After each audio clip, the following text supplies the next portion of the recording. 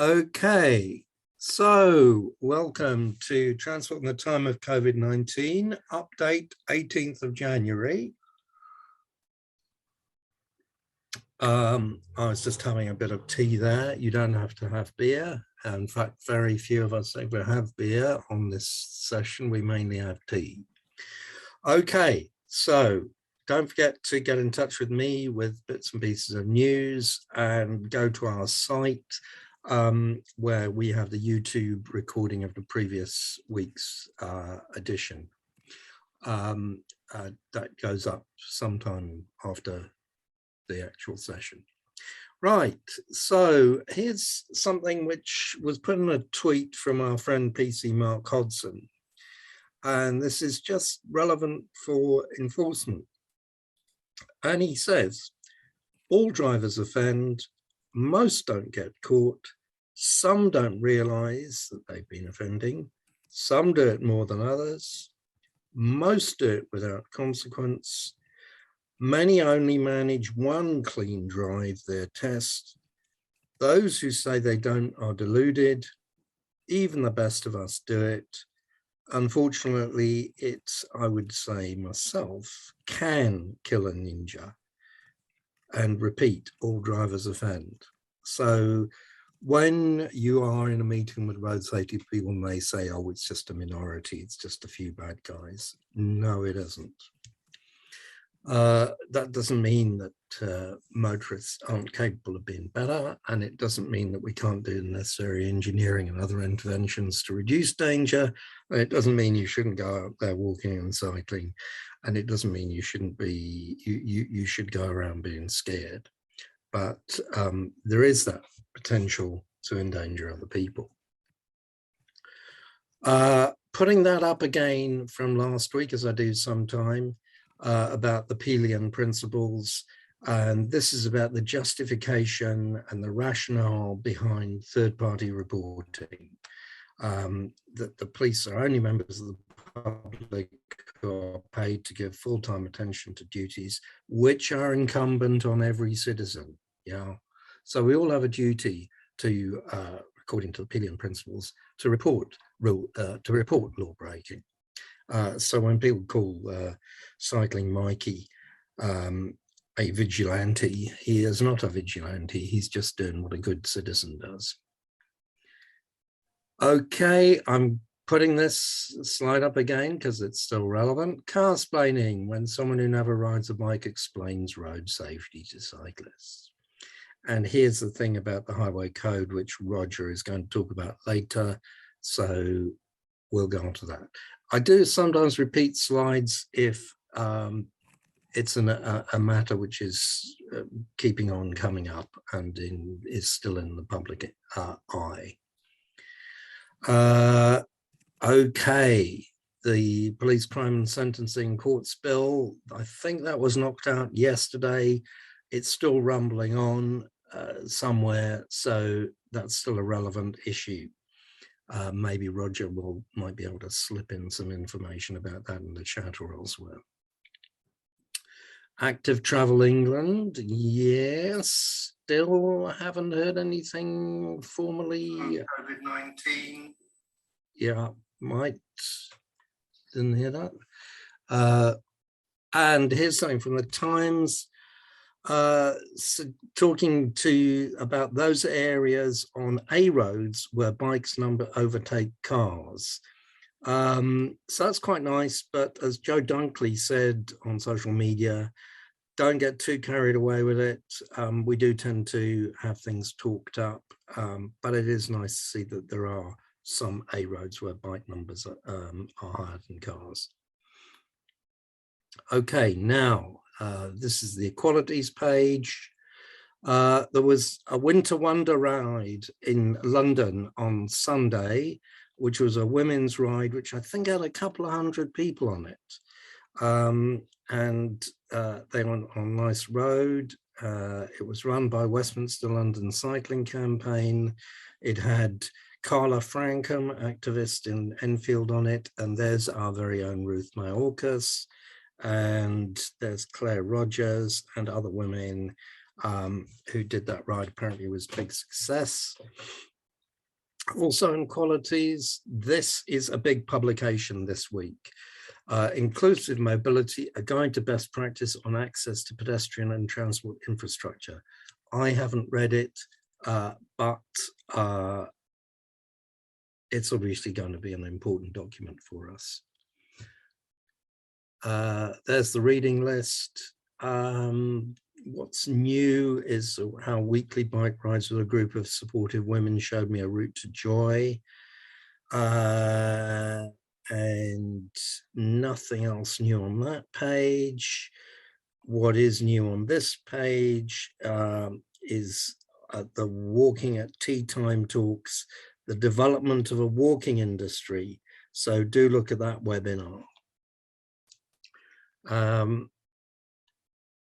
And something new here, there's a webinar on 27th of January on cycling, children and contributory negligence. And that's run by the chambers, of which Martin Porter is a member. Martin was actually knocked off his bike again recently and reported very bad attitudes being voiced by medical staff, amongst others. And so there will be interesting things which are relevant to us on that webinar. There's the link.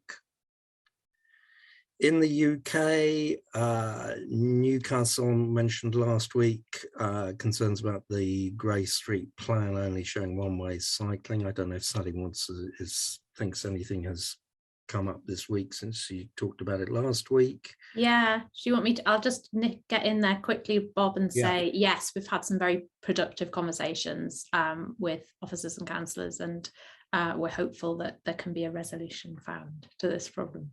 Goody, goody. Manchester, clean airs are going back and forth.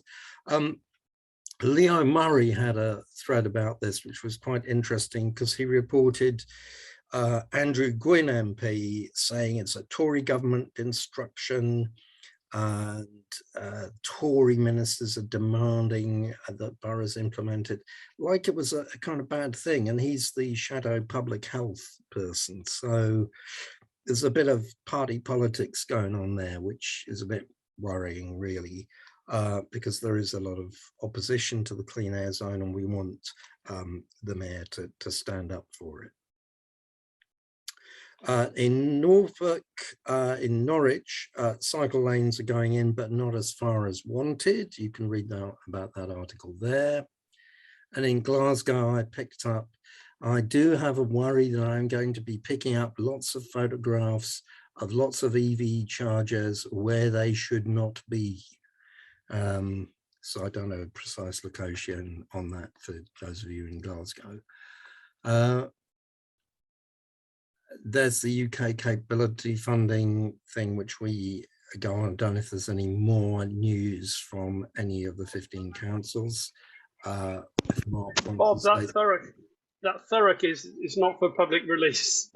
Oh, right. Okay. They didn't want people to know that. They told me that in confidence.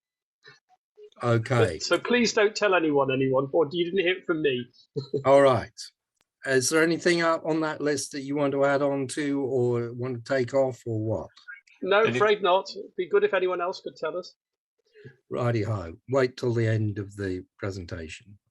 Right now, there is some stuff in London which is relevant to everybody.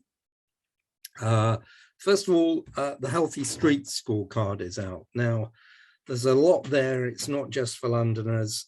Healthy Streets scorecard is about what it says it is, namely quantifying what boroughs are doing with regard to LTNs and other features. And it can get a bit intricate because when you're reporting these things, if, for example, there are school streets going in Merton, that goes in as school streets, the relevant number. But people like Lucy, I don't know if Lucy is on today, will often say, yeah, it hasn't actually been properly implemented, it's not working, and so on. And that kind of stuff often gets missed out on the Healthy Streets scorecard, because obviously there's a lot going on and a lot of claims and from what councils have been doing. It is worth looking at, everybody. even if you don't live in London. Right, here's some figures. Number of Londoners making journeys by bike has increased since 2019. 27% of Londoners have cycled during 2021, up from 21% previous year. So a bit of good news there. And here is the figure which comes from TfL, which says over 5% of all journeys made in London are by bicycle, which is almost double what it was pre-pandemic. These are promising results, but we have to reduce car use much further to prevent Londoners from gridlock, etc. So those figures are going up. I haven't gone into all the background of this because, as you know, with all the figures, you've got issues about reductions in the number of journeys. They are different in different parts of London, and it's really all very much in the context of reduced public transport use, plus working from home, etc. So that's very interesting, but let's see how it goes. It was about 1.2% in 2000, went up to about 2.7 there in 2019-20, and we seem to have got this big increase here. Now, a couple of weeks ago, the mayor was saying it could be really dreadful in London, and he gave these quotes, warning about how bad it could be. Now, this week, what we've seen is he was basically 42% of all journeys in London are made by active travel. It was 27% before the pandemic. That's an interesting figure. And today, it says Sadiq Khan proposes journey charge for motorists in London. And my understanding is he's asking TfL and the GLA to actually work out the different mechanisms. And the figure being quoted is that we need a 27% cut in car journey, I think it's car journey mileage by 2030. And pre-pandemic, the figure was 40% cut by 2040. So, 2040. So he's now getting it more within foreseeable future, 27% cut by 2030. And one more figure, I did a bit of maths here. The hire bikes, which will include electric bikes shortly, is up to 29,863 per day. It's a record, and out of that number of cycle trips daily in London, it's about 4%. There are other things in London. There are a lot of e-bike riders working for Deliveroo, Just Eats, and so on. So they've kind of boosted the number of cycling trips. So there's some figures for you about London and where things could be, and about the fact that there is this discussion about some form of driver charging. A few bits and pieces. The LTN in Lewisham Council, I mentioned last week, that went through the keeping of the LTN. And don't forget to look at this on Olive Road, a bit of a disaster, an LTN that didn't go in Brent. Here is a new junction in Waltham Forest, which has just gone in at the Bell Pub. I'm putting that graphic up from the two boroughs joint low traffic neighborhood as an example of good figures that come up. And that is it.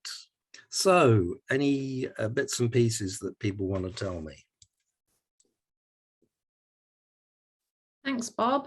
Do you want to come out and share the screen? Brilliant, thank you. Yeah, anybody who has anything to add to that, any other updates or comments? I can see Simon Monk's got his hands up. Do you want to go first? Yeah, I just wanted to come in. I think Leo as well has put it in the chat. It's really important to point out that Sadiq has basically said by 2024 we're going to have a whole bunch more charging. And then soon after that, by the end of the decade, we're going to have smart road user charging. He's also said we have to cut vehicle kilometerage by 27%. We've been going through the reports that this is all based on today. And actually, one of the scenarios puts the amount needed as 40%. So we're talking about London basically now, and the Mayor of London saying very, very visibly that we need to massively cut car use. And, you know, the MTS is out of date and there's going to be more coming, etc. You know, within the national context as well, there is, you know, what play is being made here, I think is worth considering in terms of the fact that the government has basically said London has to, unlike any other major city in the world, be revenue neutral. You know, the fares going in have to reflect the daily running costs of the tube, the bus, roads, etc.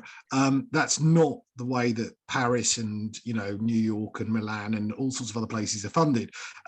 So the government has been forcing London's hand on this one for a while, and now Sadiq is basically coming back, and I think this is a bit of a front foot kind of moment to say, okay, so you want us to be revenue neutral, here's how we be revenue neutral, say no to that, I dare you. So I think it's an interesting kind of thing, again, worth considering how this plays out for Manchester, for Leeds, for Sheffield, for, you know, everywhere else, etc. So yeah, but I thought it was really worth highlighting again, as Leo has, that 27% number is big news. Yeah, did you want to add something to that, Leo? Yes, just briefly. It's fantastic. It's amazing to finally have this, because it's first place. You know, Scotland has a target for traffic reduction. Wales is on the cusp of one. It has one for per driver, but we've not had a major politician who is actually in charge of anything really big commit to traffic reduction at this scale. And actually 27%, it's pinned to net zero 2030. That's where the 27% figure comes from. But it is shored up by a lot of carbon offsetting, which, if you don't regard that as equivalent to mitigation, which I don't, and actually most people don't, it's widely discredited as an approach. The true number, you know, so like Simon says, one of the other scenarios has a bigger number of 40%. But if you just take offsetting out of it, and we haven't had a chance to crunch the numbers yet, possible, but I will be doing that hopefully this week. The number is much bigger. And it essentially, you know, how that cuts up between inner and outer London, it probably means actually no private car use in London by 2030. That's if you were to assume that offsetting is not allowed. Now, I would assume offsetting, in fact, in reality, will persist as a component of this plan, but it will continue to lose credibility because there are no examples of offsetting schemes actually delivering on what they're supposed to do. I mean, there are no examples historically. So it's a huge milestone, a massive milestone in the climate struggle, actually, to have this acknowledged that you can't meet climate goals without a lot of traffic reduction. But also, this is only going one way, and that number is going to get bigger as time goes on, regardless of our progress towards meeting it. Thank you. Thanks, Claire. Can you want to say something? Yeah, I was just going to add a bit of context about, you know, how this contrasts with the Greater Manchester Mayor, who, you know, obviously here we've had Boardman in place and had the B network and lots of talk about active travel, and B network still kind of, you know, waiting for it to still come through. But what we haven't ever had is the Mayor really tackle that private car use on the nose. There's no really public anywhere. You know, the Mayor has never said the targets that we've got do not set out any real reduction of private car use. All the so far, all the kind of public statements on this, it really all based on an increase in sustainable journeys. So, you know, more public transport, more walking and cycling, and there's already a kind of private admission brought widely within Transport for Greater Manchester that all the targets that are out there as part of the transport strategy are all already blown out of the water, i.e. they're not going to get us anywhere near net zero, but they just haven't done the work.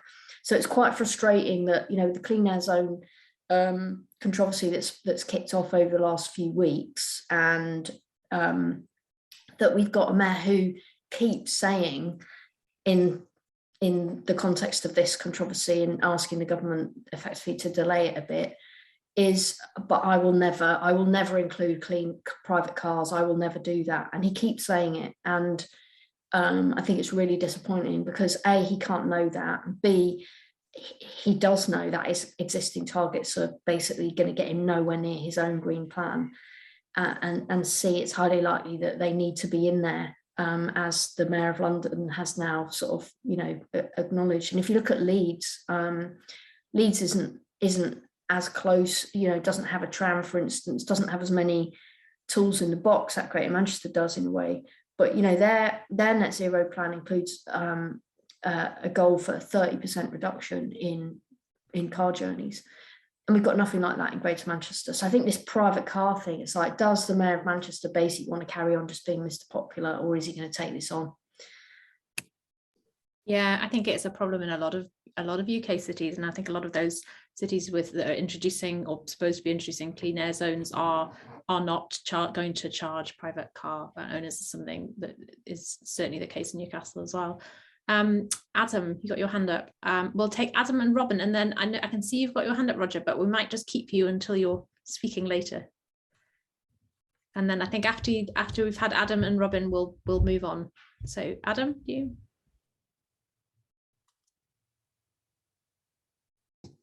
We can't hear you. I don't think any. No, sorry. We'll come back to it. Robin, should I bring you in?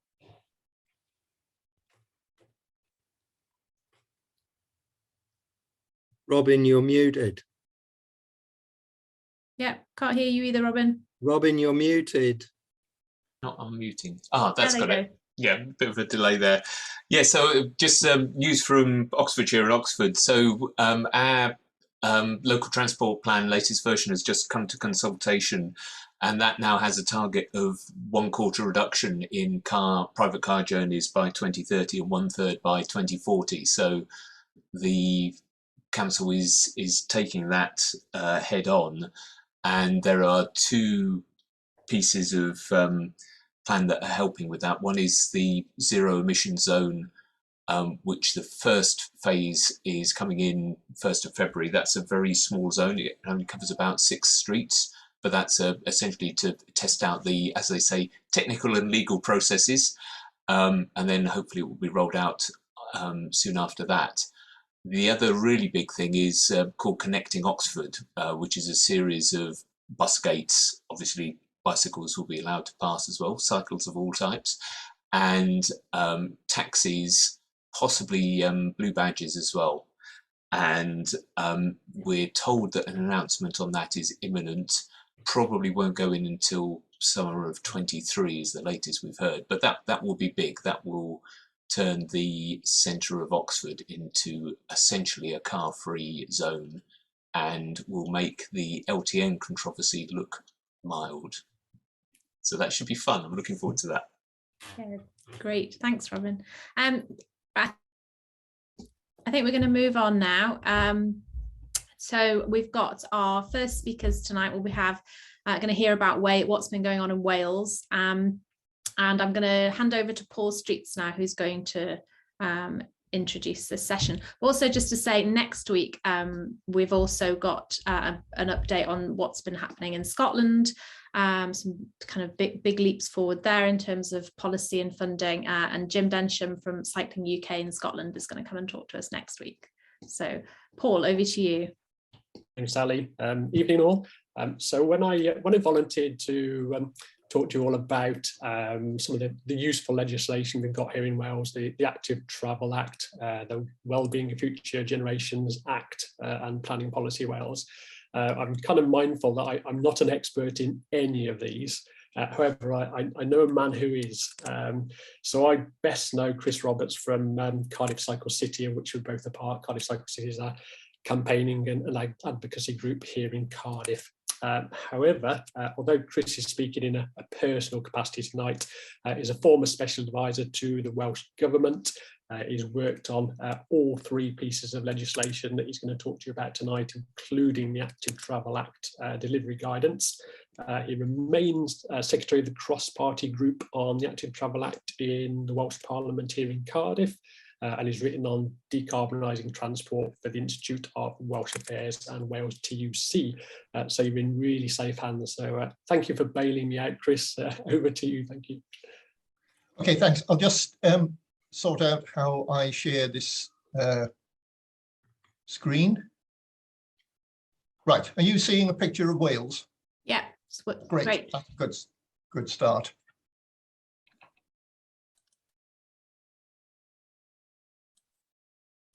Sorry, I just need to get me to the right part. Okay, so I'm going to give you a very, very quick run through of Wales' attempt to use legislation to increase active travel.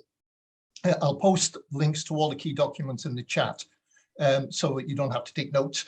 And I'm very happy to take questions at the end. Okay, so it's quite a long story. In 2011, we gained the power to make our own laws for the first time since 1450. I'm not going to have a go at the English, unless, of course, Edward I is on the call. But when we did get the powers, we did get our priorities right as well. And what we did was to pass the Active Travel Act. By the way, the guy on the right is Hywel Dda, who is the king famous for codifying Welsh laws, but actually didn't do anything as far as I can tell for cyclists. So this is the ambition of the Act, making walking and cycling the most natural, normal ways of getting about.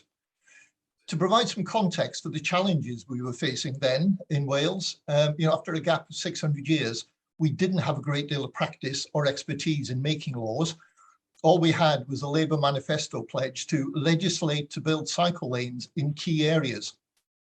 No template to follow, and no country had done this before, or I believe since.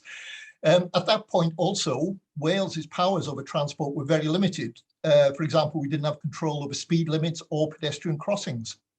And on top of that, it was the time when Westminster's austerity policies really started to bite. So looking at what's in the Act, the key part of the Act is about the planning of networks that would allow people to make everyday purposeful, as opposed to leisure, and that's crucial, journeys by bike or on foot. The Act called for 2 maps, an existing route map, which showed walking and cycling routes that were meant to meet the design guidance standards, or at least be able to make up, to be upgraded to meet them. And there would be statements on the map to show where there were problems. And then the integrated network map was all about future routes, plans of the local authority looking forward 15 years. And of course, some of these routes will be just desire lines. Wales is a very rural country with lots of sparsely populated areas. So the mapping requirement was confined to designated localities, basically urban areas. The maps have to be revised every 3 years, though generally local authorities are given an extension because things have gone wrong. And extensive consultation is required. Welsh ministers have the power to require local authorities to redo maps they consider inadequate, but that actually is the only sanction in the Act. Perhaps the most important thing the Act did was to put in place guidance on active travel. And with the Act itself having only 9 pages, all the detail had to be in the guidance. There were 2 sets of guidance. The design guidance, which was drawn up by an independent panel led by Phil Jones and included, I think, at least one person who's on the call here. It was generally considered to be very good. Even DFT recommended it as a worthwhile document. It was the first time in Wales we'd had such things, and having clear, detailed standards for walking and cycling really did make a difference. The guidance wasn't mandatory, but since most of the funding for active travel in Wales comes from Welsh Government, it became important because you wouldn't get the funding unless you worked to design standards. There was also and this is where our problems start, separate delivery guidance, which told local authorities how they were to do things, how they were to go about implementing the Act. This was drawn up by civil servants and frankly did not match the ambition of the design guidance. Third provision of the Act concerned improving the network. Local authorities had a duty to demonstrate that they were improving routes and facilities, but there were no specific targets. Neither was there any additional funding. The theory was that existing funding, then around £7 per head, would be more effective because investment would only be made in constructing the planned networks with routes that met the design standards, rather on isolated patches of red paint that didn't achieve anything. That photograph is one I took when I was cycling to the first meeting of the finalization of the standards. I took another one when we did the second lot of design guidance, and it's almost exactly the same. This part of the Act came from pressure to park active travel tanks firmly on the highway lawns. It was not wanted by civil servants. And consequently, the wording of the Act is quite weak, and the provisions were almost ignored by the delivery guidance. So there is a requirement that when you are building or upgrading a road, you use the opportunity to improve provisions for walkers and cyclists. The aim was to use money more effectively because installing active travel infrastructure when work is taking place on the highway is usually a lot cheaper than retrofitting. Second part was all about remembering that when you put in place alternative provisions for cars because you were digging up the road, you need to remember that walkers and cyclists are going to need something different. I'll come back to this a bit later. This one, promotion, was another late amendment to the bill and also, again, resisted by civil servants. The idea was that as well as building it, you had to tell them to come. In 2012, the Welsh Government promised in the delivery guidance to produce a toolkit setting out exactly how local authorities should promote active travel. In 2021, it renewed that promise, but the toolkit still not appeared. Almost all active travel funding was capital rather than revenue. What limited promotional spend there was went only on Sustrans Active Journey School programme. The toolkit I put in the picture is a shameless plug for the cross-party groups active travel toolkit. It was a toolkit. It was not produced by Welsh Government. Final provision required monitoring of active travel. Local authorities are required to report annually on how much they've spent on active travel and what they have done to promote it. They have to report on changes in usage every 3 years when they submit the maps. Welsh Government has to make an annual report on levels of active travel. I chose the annual report, Welsh Government's annual report from 2016 to 17, because that's the last one they produced. We do get a question about active travel in the annual National Survey for Wales, though. So, does the Act work? Well, the annual survey shows, what the annual survey shows is not encouraging. Just looking at cycling, the percentage of people cycling purposeful journeys at least once a week has fallen since 2013. And the latest figures, 2019 to 20, which aren't on the graph, show only 4% of adults cycled at least once a week for active travel purposes. So why has there been so little impact? Well, no law can make change happen on its own. I understand that despite Moses' very clear commandment, adultery still takes place in parts of England. Legislation to be effective has to be backed by effective policy and delivery. You saw the exciting ambition to make walking and cycling the most natural and normal way of getting about earlier on. Well, in Welsh Government's action plan, that had been watered down to a target of 10% cycling once a week. Most local authorities' first set of maps came nowhere near to plotting networks. They were generally a few isolated lines that would not allow people to make complete purposeful journeys. Much of the reason for this was that the local authorities did not want to raise expectations. They did not believe they would have the funding to fulfill. As I mentioned, funding then was just £7 per head, and each scheme required annual bidding, even if it needed several years to construct. Consequently, very few quality routes were constructed. Following the reshuffle of the minister who took the Act through, who was great, we were very unfortunate in the new Transport Minister, who was not at all a fan of active travel. We also had very few champions then amongst local councillors. The guidance was nowhere near as clear as it should have been. The delivery guidance actually undermined the design guidance, and there was next to no advice or training on how to use the online mapping system to produce the maps. Expertise has been a huge problem. Wales has a population the size of the West Midlands, but 22 separate highways authorities. Each of these would have had 1 or 1.5 full-time equivalent staff dealing with all of active travel. Even at the centre, Welsh Government's active travel team is only 3 people. This also means that there was next to no monitoring of how funding was spent. So we didn't know whether it was up to design guidance or design guidance standards or not. I've already lamented the absence of promotion. So what has the Act achieved? Well, I would argue that one of the most important impacts of the Act and its guidance has been on advocacy. Simply by existing, they've helped galvanise people who really believe in what the Act set out to do. Making it work has given us a common agenda of specific quantifiable demands.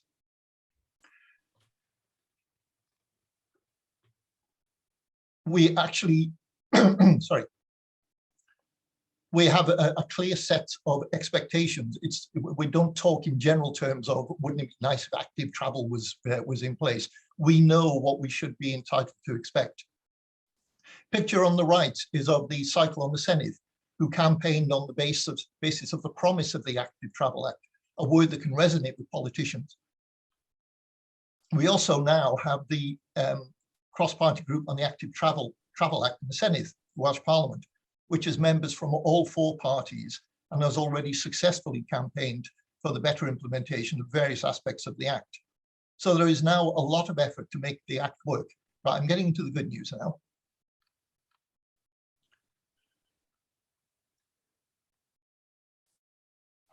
We have a new minister. Sorry. Lee Waters is now in charge of active travel as Deputy Minister for Climate Change. Yes, Transport in Wales is within the new Climate Change Department. It was always previously in the Economy Department. Lee was one of the original promoters of the Act and was the first chair of the cross-party group in the Active Travel Act. He's committed Wales to a default 20-mile-per-hour limit in urban areas, ending pavement parking by law, and has implemented a freeze or a partial freeze on new road building. It's also helpful to have a First Minister who cycles to his allotment and who recently cancelled a hugely expensive upgrade to Wales's only motorway. Funding has now hit around £30 a head.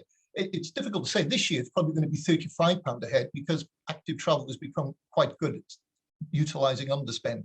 But over the next couple of years, we've now got an indicative budget which says it's going to be around £28 to £30 a head for the next 3 years. But to put that in context, in the 22 years since devolution, total active travel investment across Wales amounts to less than the cost of dualling 8 kilometres of the A465. We also now have new improved guidance. There is now no separate delivery guidance. The maps must now have a minimum density of routes with a distance of no greater than 250 metres between adjacent cycle routes. All schools must be linked to the network, and the ERM and INM have been merged into one clearer active travel network map.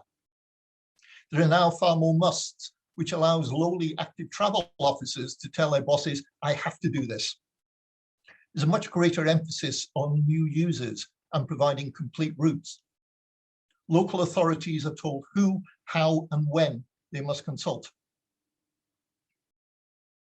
As well as the new Active Travel Act guidance, we've finally made progress in changing highways guidance with 2 new Welsh PAGs, procedure and advice guidance. First one deals with streetworks. I'm sure you're all familiar with the Red Book. It sets out what contractors have to do when they're digging up the highway. This is their page on cyclists. Essentially, cyclists dismount. Despite having passed a law explicitly requiring special consideration for walkers and cyclists when undertaking street works, the Red Book remained unaltered in Wales until last year, when we finally got a Welsh supplement to it. PAG 114/20, as it's known to its friends, takes a very different approach to the Red Book. A couple of quotes. In all cases, the needs of cyclists must be addressed, and it is not acceptable or reasonable to simply just erect a cyclist dismount sign and expect cyclists to use the pedestrian routes. It is necessary to consider everyone who cycles. This will cover persons of any age or physical condition, as well as those who are considering taking up cycling for the first time. And if you follow the link I'll give you and have a look, one of our greatest achievements was getting the pictures in there to be of women and children on bikes rather than people in lycra. Would we have got this without the Active Travel Act? Almost certainly not. We also now have highways guidance on enhancing facilities for active travel when improving trunk roads. The new active travel guidance is also now much more explicit on these duties, but to get the reach and impact we needed, it was essential that we embedded active travel provision in highways guidance. Active travel in Wales has also been helped by changes in the policy environment. When the Act was passed, advocates had argued it was a health measure. Climate change and air quality were not really on the political agenda then, or at least not featuring an intention to vote polling in Wales. All that has clearly changed, but we also have a new approach to policy making in Wales, embedded in another new law, the Wellbeing of Future Generations Act. These are Wales' national goals set in law. All public bodies must set objectives showing how they will help achieve them. If you look through those goals, active travel makes a contribution to each and every one of them. The Act also puts in place the ways public bodies are to achieve the goals. Integration is a critical one for active travel. It means that public bodies should choose interventions that contribute to as many goals as possible. That makes active travel by far and away the most appropriate transport intervention. The Wellbeing Act has a major impact on other laws and policies, in particular planning. Planning in Wales is committed to sustainable development. The sustainable transport hierarchy, and at least in theory, placemaking are totally embedded in planning, in the Welsh planning policy. This has been hugely helpful to active travel. Just 3 quotes from Planning Policy Wales 11. Development proposals must prioritise provision for access and movement by walking and cycling. Developers must start with identifying the shortest, most attractive walking and cycling connections and then address the other transport needs. And my favourite, active travel infrastructure should be put in place early on in the development and before the people living there move in to support active and healthy travel patterns from the outset. It would have been far more difficult to embed active travel in planning if we had not had the Active Travel Act and its guidance already in place. So looking to the future, we've got lots of challenges, especially in the areas of delivery and expertise. One positive development is that we have a new delivery body in Transport for Wales, which we have great hopes for. This year, that because of a provision in the Act, there has to be a review of the operation of the Active Travel Act. So we'll have an opportunity to take stock and hopefully make some changes. So that's it from me. I'm happy to take questions or take part in the discussion, and thanks for listening. Thank you, Chris. That was a really fantastic run through of what's been going on in Wales, and I think we're all thinking, wherever we are, we'd like some more of that. And I can see how disappointing it must have been, you know, the things sort of you hit all of those problems, but it's interesting that you know that kind of the campaigning has sort of risen to the challenge of challenging them. The Act has kind of asked people to ask for more. I mean, I'm sure there's lots of people with questions. I wondered, I had a couple of quick questions. One around that reporting and how useful you thought how useful that reporting had been, because I can imagine having to say, well, this is what we've not done and this is what we've not achieved, must have been quite useful for those people who were campaigning for more. But also around planning policy and whether you've seen seen much kind of on the ground, the impact on the ground with that planning policy? Yeah, the reporting has been a big disappointment. I mean, to put in context, Wales is dreadful with transport stats. We stopped having a national travel survey in 2011. So we just don't ask people about how and why they travel. We now do for active travel because of the Act, but you know, we have a commitment in Wales's new transport strategy to produce modal shift. But at the moment, we're not in a position to know what the modal share of transport is in Wales. So we've got some major challenges. The new Deputy Minister, Lee Waters, is determined to put that right. So there's hope for the future. But actually, the guidance, the delivery guidance in particular, was totally inadequate on what local authorities were required to report on.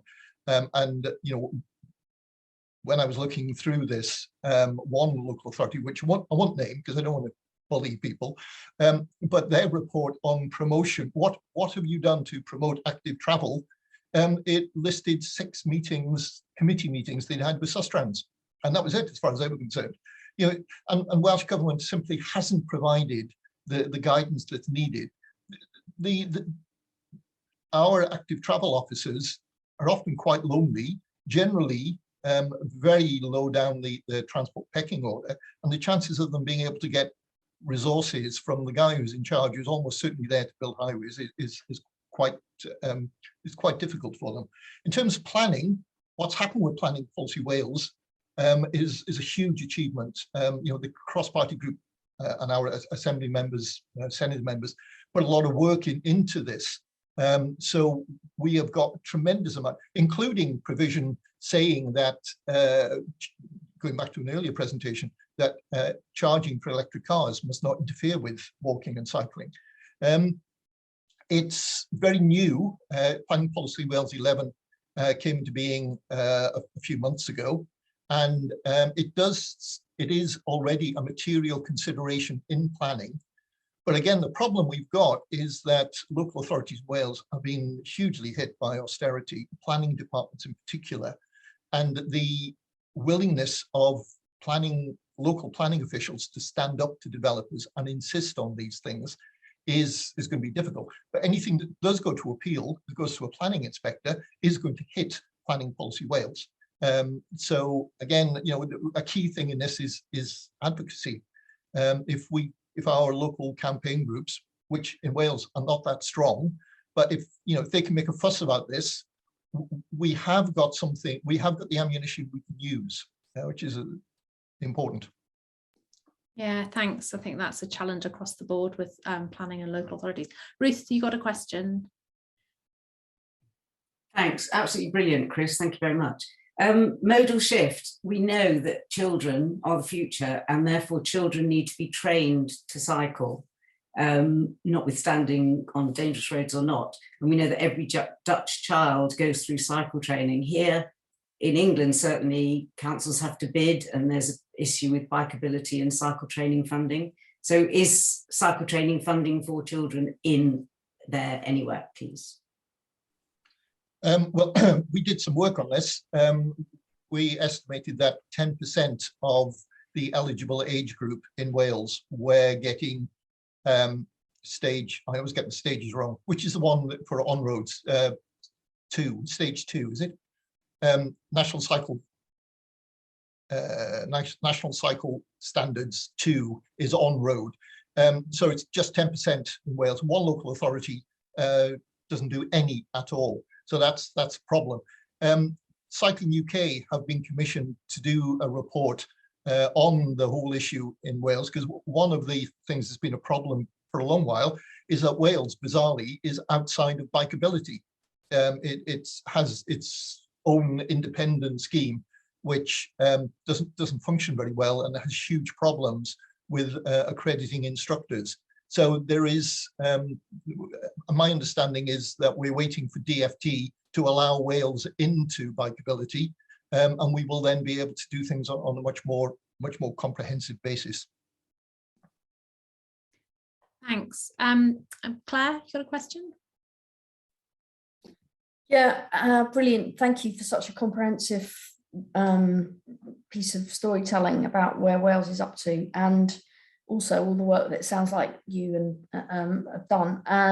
In terms of, my question was about, in the first part of your presentation, you talked about one of the things that was included in the Active Travel Act, or the guidance, was that provision for walking and cycling had to be part of general highways maintenance stroke work. And I always thought that's like the holy grail, because, like, you know, there's all that, you know, 80 million pounds a year goes into highways in Manchester and hardly anything into walking and cycling. So I always thought that something like that is the way forward, but you didn't pick up on it in the second part of your presentation. So I wondered whether, did that work? Is that something we should all be pushing for, or not? Yeah.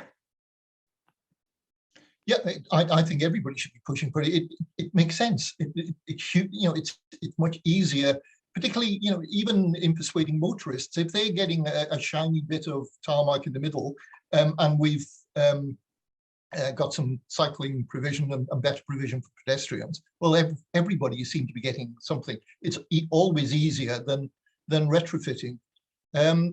But the extent to which it's happened in Wales, I mean, one of the reasons we got the specific procedure advice guidance on trunk roads was because Welsh Government, and it was Welsh Government's act in the first place, has built a bypass around Caernarfon, which basically destroyed active travel routes.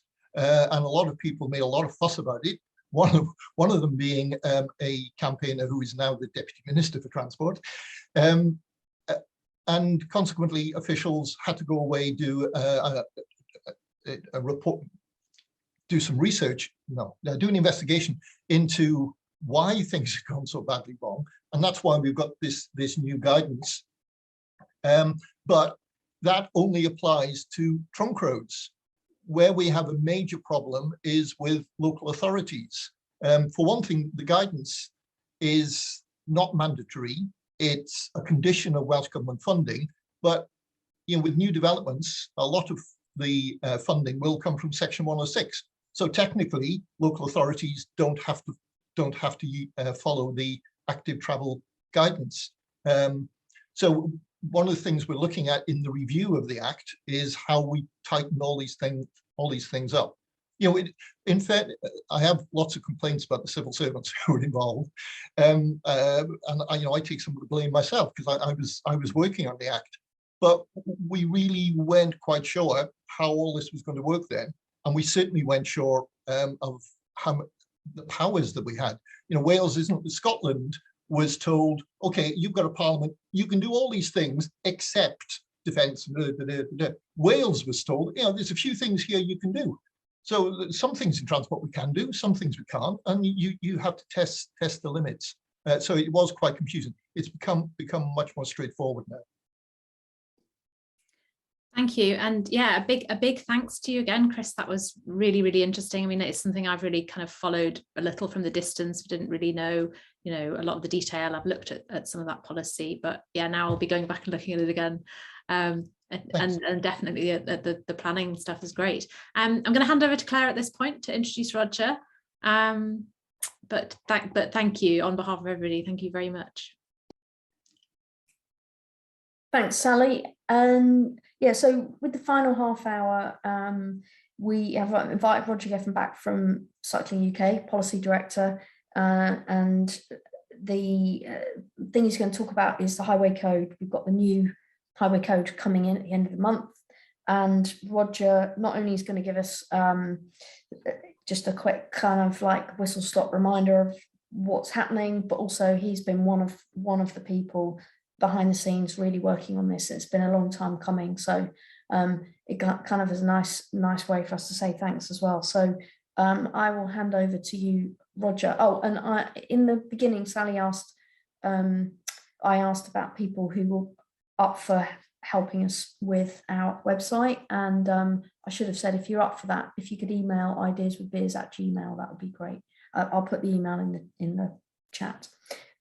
So anyway, over to you, Roger, and we'll have time for questions at the end, and we'll finish at 6:30. Thank you. Great, thanks, Claire. And before I go into my presentation on the highway code stuff, firstly, can I just say what a pleasure it is to follow Chris. Chris is, as I think he said, one of those absolutely phenomenal behind-the-scenes operators, fantastically knowledgeable on the subject, very well politically connected, and has made a huge difference in a very modest and unassuming way, but actually he's made real impact. I just wanted to make one comment that relates to the earlier, two comments that relate to earlier discussions as well, that kind of follow on from this. One was that there was when I joined the call earlier, you were evidently having a conversation about mode shift targets and the fact that Transport for London had sort of started to talk about traffic reduction targets. That led me on to two things. Firstly, it's just worth mentioning that the Welsh and indeed the Scottish governments have now both set traffic reduction targets as and then to pick up on what where I'm about to say where we means cycling, the Green Alliance, which is an umbrella that we are now part of, Cycling UK are now part of, are going to do to try and help push this idea of traffic reduction, both nationally and locally. By nationally, I mean within England, because we've made a load of progress in Scotland and Wales.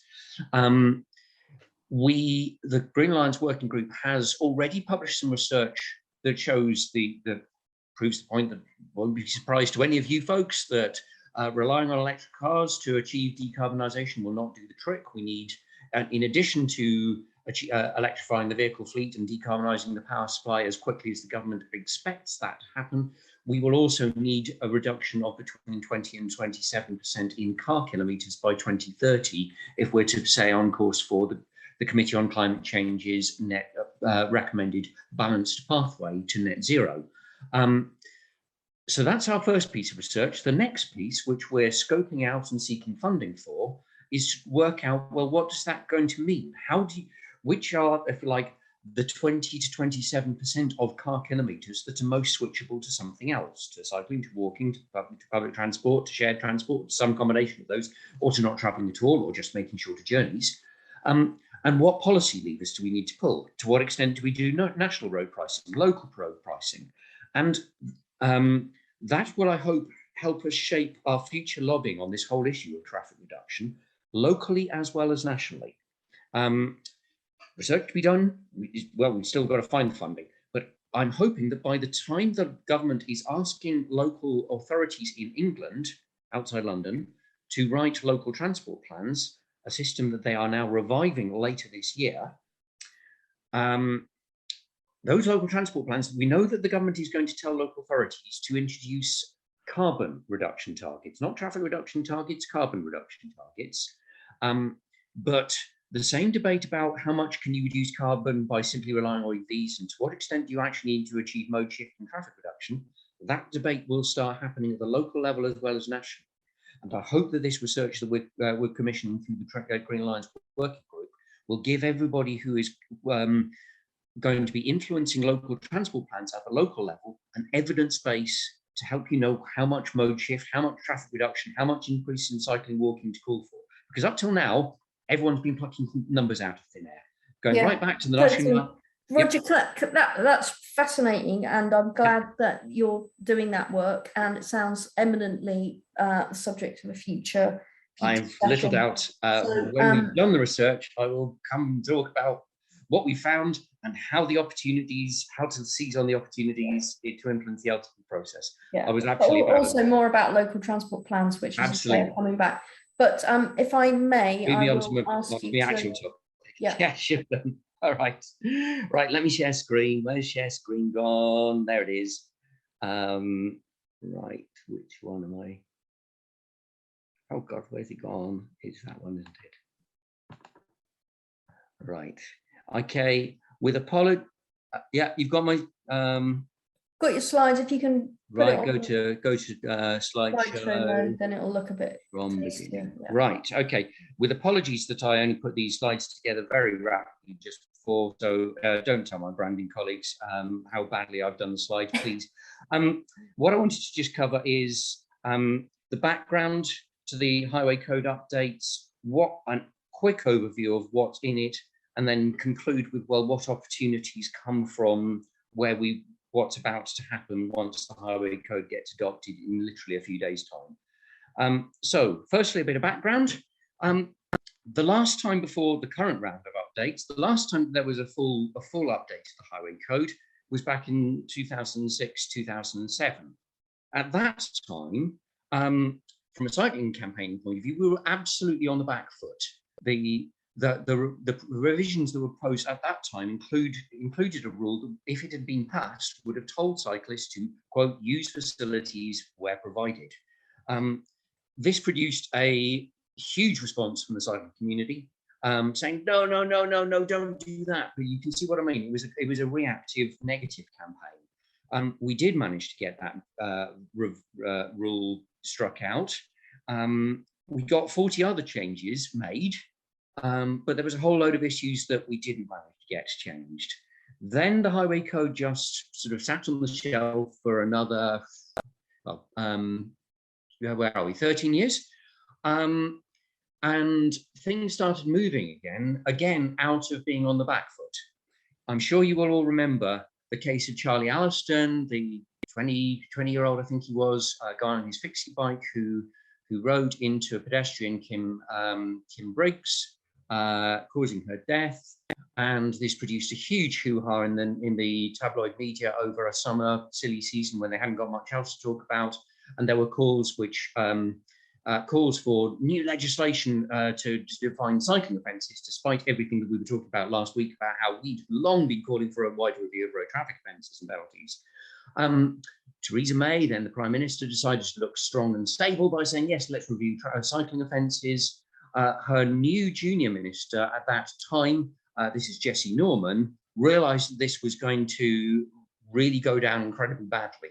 And he said, well, let's do this alongside a wider review of what can we do to benefit cycling safety. And we worked with Living Streets to persuade him to make it a review of cycling and walking safety. So that review took place in 2018.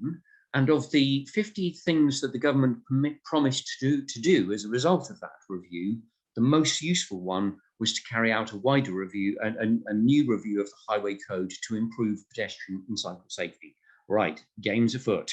So, having got that commitment, I then got to work with another fantastically well-connected behind-the-scenes operator, namely Joe Irvin, who was then the chief exec of Living Streets, and with Phil Jones, who has also been mentioned earlier in the call as one of the lead author of the Welsh Active Design Travel Guidance.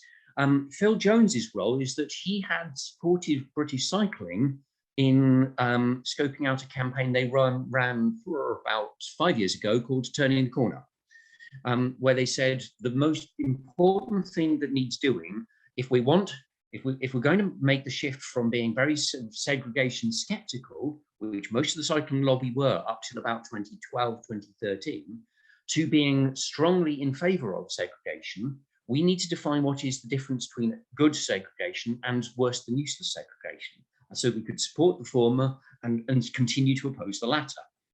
And they came to a conclusion, which I'd also come to from my time spent cycling around Copenhagen and Berlin and places, that of all the many differences between good and worse than useless segregation, the most important one was priority at junctions. If you cycle on a Dutch, Danish, German cycle track, you've got priority at the junctions, and that is respected by the drivers. That is not the case at the moment in the UK, and that means that traffic engineers, even when they know that the principles of giving cyclists priority at junctions, there are grounds for fearing that if the highway code doesn't make it clear that a cyclist has priority over junction to side road, then a traffic engineer who designs that junction, if a driver then hits and kills a cyclist, the highway code doesn't say that the driver was at fault, and therefore the traffic engineer, the local authority, could be at fault. Therefore, the local authorities are very reluctant to do it. That doesn't mean they can't, but it takes a lot of political will and bravery at the moment for a local authority to give cycle tracks priority at junctions. Fingers crossed, that's about to change. So that was Phil Jones's role, was particularly this to make sure that that any revisions to the highway code reflected British Cycling's Turning the Corner campaign and this emphasis on junction priority. Joe, Phil and I worked up on behalf of the Walking and Cycling Alliance, which also includes our strands, Living Streets, Ramblers, Bicycle Association, as well as British Cycling and ourselves. We worked up a set of proposals before the government had got around to thinking about them themselves. We took those proposals to all of the organisations who might kick up opposition, to the AA, to the RAC, to the RAC Foundation, who are not the same thing, to the British Motorcyclist Federation, to freight groups, to disability groups. We took on board their feedback and we went back to government to say, here's a set of proposals. We've taken them round to all the kind of other key players in this game. Nobody's throwing up major objections. We've criticisms. If you go out to consultation on this, you're not going to end up in a massive fun fight. And the government sort of went, oh, wow, thank you. They formed a working group that also included the Scottish and Welsh governments, the Parliamentary Advisory Council on Transport Safety, Transport for London, British Horse Society. But by the time that working group had done its job, the proposals that went out after that working group's deliberations that went out to public consultation broadly reflected what we, the Walking and Cycling Alliance, had come up with in the first place. There was some, shifts of emphasis here and there, but nothing fundamentally changed. So basically, the Department of Transport had taken over public consultation on a set of proposals that had basically been worked up by the Walking and Cycling Alliance. At that point, all we had to do was mobilise a supportive response. 16,000 people responded to a Cycling UK campaign to support the changes. So it was a very different kind of campaign from the one we had to run 2006, 2007. We were saying, when we were saying, no, don't do that this time, we said, yes, please, thank you so much. Please do that. And making sure that nothing got derailed by freight organisations, particularly the Road Haulage Association, was still quivering about it. But there we go. Broadly speaking, it's gone down fine. So what were these changes? Well, I suppose the most important at the level of fundamental principles was the idea of a hierarchy of road users. We would have preferred to call it a hierarchy of responsibility, but basically the idea is that everybody is responsible for other road users, their own and other road users' safety, but the current highway code basically says everyone's equally responsible, regardless of whether they are a lorry driver or a child. That is clearly nonsense. The new highway code will say that those who have the greatest potential to do harm have the greatest responsibility to avoid doing so. And that is a major fundamental change of principle. Then there are a whole load of ways in which that principle manifests itself, of which I would suggest that from a cycling point of view, the most important one is this point about priority junctions, which I touched on earlier. The basic principle is that if a pedestrian or cyclist is going ahead at a junction, they have priority over drivers turning into or out of that junction. If they're turning across the path of the pedestrian or cyclist going ahead, the cyclist or the pedestrian has priority unless there are signs, marking or signals that say otherwise. Now, that will fundamentally change the ability of local authorities and traffic engineers to design cycle tracks with the kind of priority that's enshrined in those rules. So there are three things that need to go in hand in hand. The change of the highway code rule, the change of a further round of changes to the design guidance to make sure that local authorities know that they can now do this without fear of being at risk of sued, and making sure that drivers understand these rules. Those three things need to go hand in hand. I will come back to the need for a public awareness campaign on this, but that you can see why that change is really so important. Other rule changes that were really important we pushed for. One was a rule on dangerous overtaking, close passing. It's not turned out quite the way we'd originally proposed to word it, but it does still talk about a minimum overtaking gap that drivers are expected to leave when overtaking cyclists of at least 1.5 meters for speeds up to 30 mph, and that they should leave more for higher speeds if they're driving larger vehicles, if it's adverse weather, and so on. We decided we'd rather not have that written in statute law. We felt it was better that it was in the highway code, so that it's more like a guide to the law. We didn't want court cases turning on whether you could provide evidence, whether the Crown Prosecution Service could provide evidence to show whether the overtaking gap was 1.49 meters or 1.51 meters. We wanted it to be a guideline figure where the circumstances were also relevant. As I say, hence 1.5 as a minimum, but more under all of those other conditions. Yeah. Then we've got the Dutch reach in there, which I'm sure many of you will be aware of, this idea that when you are opening a car door, whether as a passenger or as a driver, you should do so using a hand on the opposite side from the door you are opening. So use your left hand to open a car door on your right. That makes you turn your head and makes you much more likely to see a cyclist, or indeed a motorcyclist, who's passing the door just before you open it. Every Dutch driver is taught to do this. It's now in the UK Highway Code. Well, it soon will be formally there too. Few other things that I will say less about. The priority for pedestrians and cyclists, not just at junctions, but also at crossing points. This was a really important one for living streets, because currently the rules sort of basically say everybody needs to wait for somebody else, but it doesn't give a clear indication that a driver should wait for pedestrians who are waiting to cross, not just who've already started crossing. And of course, if you are blind or partially sighted, that leaves you in a catch-22 where you're very reluctant to start to cross unless you know that the driver has stopped for you. But the driver doesn't have to stop unless you've started crossing. So that's been a really important change for the pedestrians' point of view. It does also make a difference to cyclists at two-can crossings and so on. There are changes of rules on group riding, and that's small, as in literally down to 2 people riding to abreast. The rules have made it really clear in a way that wasn't clear at all, that it is okay to ride to abreast. And there are situations where, as I say, particularly in larger groups, particularly on narrower lanes or windy lanes, it's actually safer for the group. And that is clear. That's clarified both in the rules for drivers and for the rules as well as in the rules for cyclists. There's also stuff clarifying what cyclists are taught in bikeability cycle training about road positioning, the idea of the primary position and the secondary position. There are rules in both the rules for cyclists and the rules for drivers, explaining to the drivers why it is that cyclists in some circumstances adopt the primary position, i.e. riding in the centre of their lane, rather than 1.5 meters-ish from the curb, but staying away from car doors, which is the secondary position. There are rules explaining all this, the circumstances in which you adopt primary and secondary, but also explaining to drivers why cyclists sometimes adopt primary. There is also improvements, not ideal improvements, to the rules on helmets.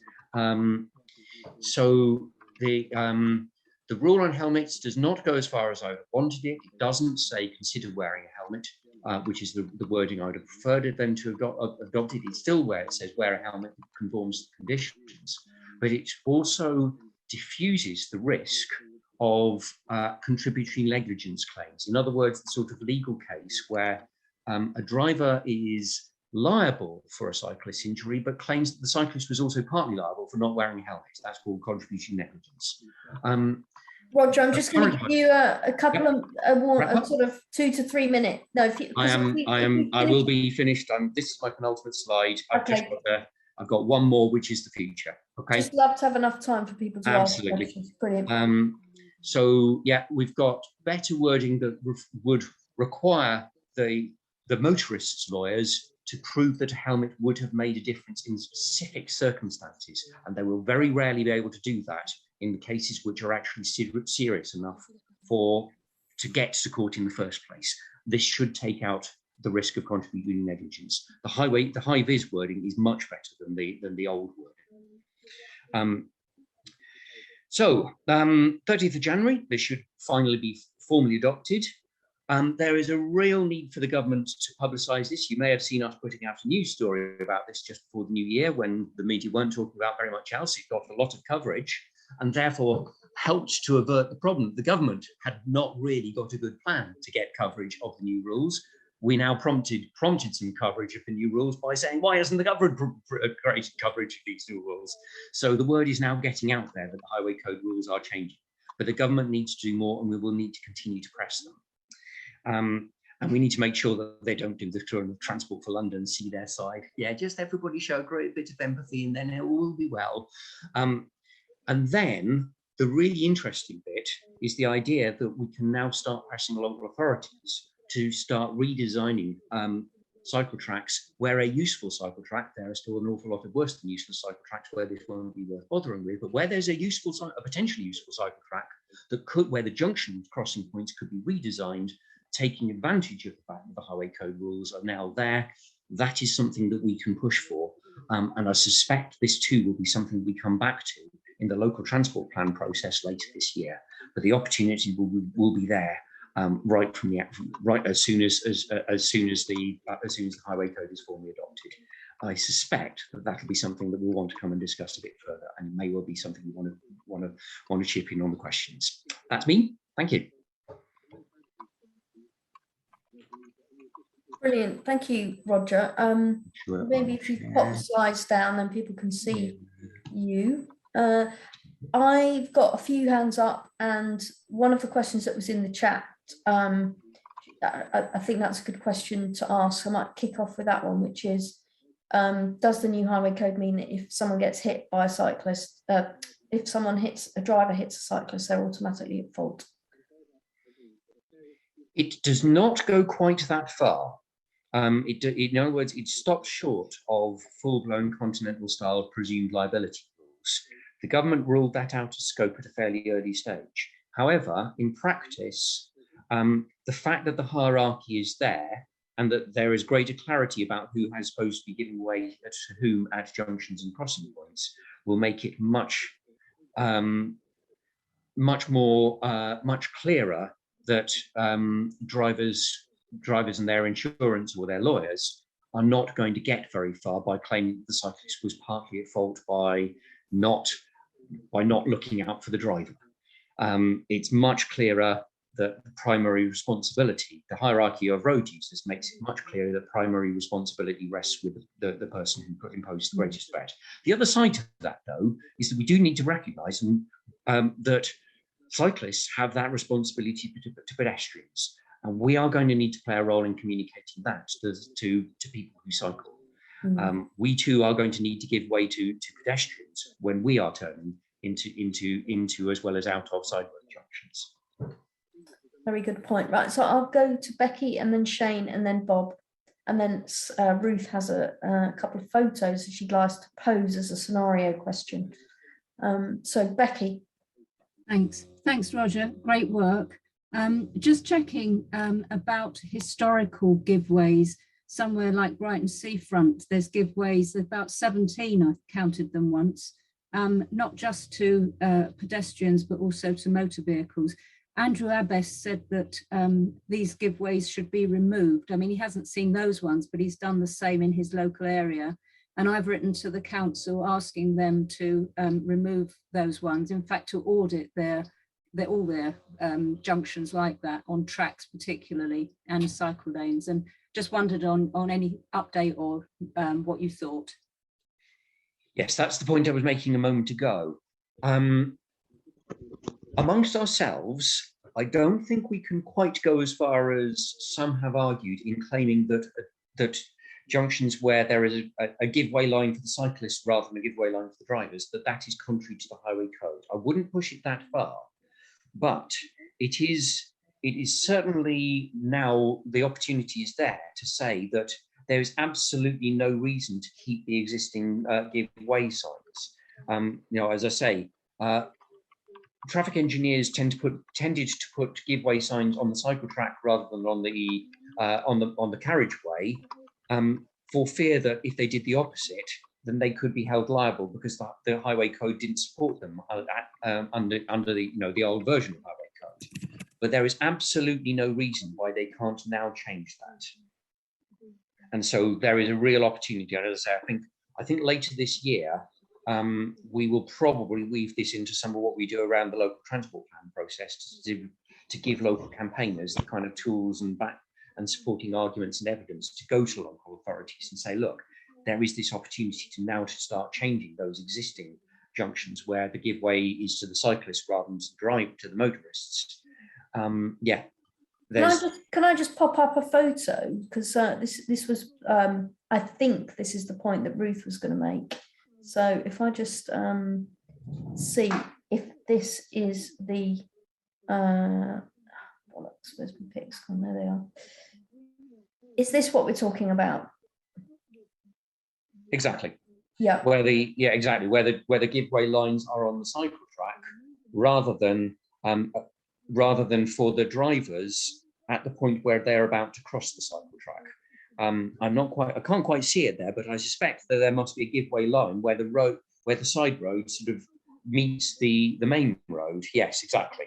I'll just interrupt very, very quickly. It's the A406, and actually it's only the entrance to a house. So it's one resident who's got this benefit. It's absolutely. Thank you. So this is common, and this is exactly why organisations like Cycling UK and the London Cycling Campaign and most of the local cycle campaign groups were historically very sceptical about segregation, because segregation in the UK used to be this kind of give way, stop, look over your shoulder, do a little 90-degree bend at every side road, and therefore we hated them. Once cycle tracks like that have a give way line and preferably a raised table so that the cyclists don't do the bumping up and down, it's the drivers who do the bumping up and down, then, you know, and there's clear visual priority for the pedestrians as well as the cyclists crossing that side road and driveway and all the rest of it, and indeed the entrances and the exits to Dutch-style roundabout designs, then suddenly cycle tracks become much, much more useful. So this is what is facilitated by that change to the highway code. And you're absolutely right that having got the highway code changes in, we now have the opportunity to say to local authorities, to the highway authorities with cycle tracks like that, now can you move the give-way lines? Cool. Right, so after Becky, I think it was it Shane? Yeah, thanks, Claire. Am I audible? Congratulations to Roger, and well done on getting through the Freight Association. I just wanted to ask: is the permission to, or the priority at side roads qualified in any way? And what I'm thinking of is somebody on a bike is approaching a junction, and there's somebody in front of them in a car who wishes to turn left across them. Is that resolved in any way in the recommendations, or is it? Does the cyclist have right of way, or must the cyclist yield to somebody who's in front of them and wishes to turn left across their path? Can I just check I've understood? So this is in slow-moving traffic, where the cyclist is going straight ahead. The driver is already signalling to turn left. Yeah. Okay. This was one of several careful balancing acts, because the highway code is both a document that offers practical advice to road users and a document that is used to settle legal issues. And if you put it like this, people only read the highway code under two situations. One is when they're preparing for their driving test, and the other is when they're involved in a court case. Otherwise, people don't use the highway code. This is exactly why we needed an awareness campaign to make sure that drivers are aware of all these changes. But there are a whole load of situations where there is a tension between the practical advice, particularly to cyclists, and the kind of advice and what we need to say to make sure that cyclists are not liable in law for failure for any kind of failure to do, if you like, the safe precaution, the safe and cautious thing. Yeah. So we've had this particularly. This is why we had arguments with the freight groups, particularly the Road Haulage Association, because they didn't want the idea that lorry drivers would actually be liable for failure to look over there in their mirrors and spot a cyclist coming up on the inside. So on the one hand, it does say that cyclists have a right to do so, but on the other hand, it says that cyclists should exercise that right with caution. The point was made perfectly reasonably by the motoring groups as well as the freight groups, that it's all very well being in the right if when you end up in the morgue or in a hospital. So we struck that balance and reassured the motoring groups, unfortunately not the freight groups, by saying, but cyclists should exercise this right with caution. So that's how we struck the balancing act, but the right is clear. Okay, thanks, Roger. Thank you. Right, we've got 2 minutes left and we'll finish with Ruth's last word. So if Andy and Bob, you could ask your questions and then I'll ask Roger to answer them. If you can ask them quickly, and then Roger can take both questions and answer them quickly. Okay, very quickly, yes. I was going to ask about the treatments at like the one we had illustrated. There will be an issue of funding, so I don't know how that's going to actually get through if we're going to change loads and loads of markings like that. Yes. What's the question, Bob? That's it. Yeah, okay. I'll have to leave the rest for a while. So is the question, isn't the change going to create loads of expense because we've got to change tactiles? Is that the question? Yeah, and not just tactiles, but the general stuff that needs changing. How's that going to work through with funding? Okay, Andy? From the Cycle City stakeholders in Leicester, Roger, well done. But whose responsibility is it to promote these changes to the highway code? That was the burning question when we discussed it last week. Is the government going to campaign? Is it going to be evident? You know, what role have people got? Who's taking the lead? How can we help? Thank you. Good the last question is a really good one. Let me take Andy's first, and I'll come to Bob's. I'll do it that way around, if I may. So firstly, yes, ultimately it's the government's responsibility. They have got a communications plan. My colleagues from our comms team are in discussions with the government.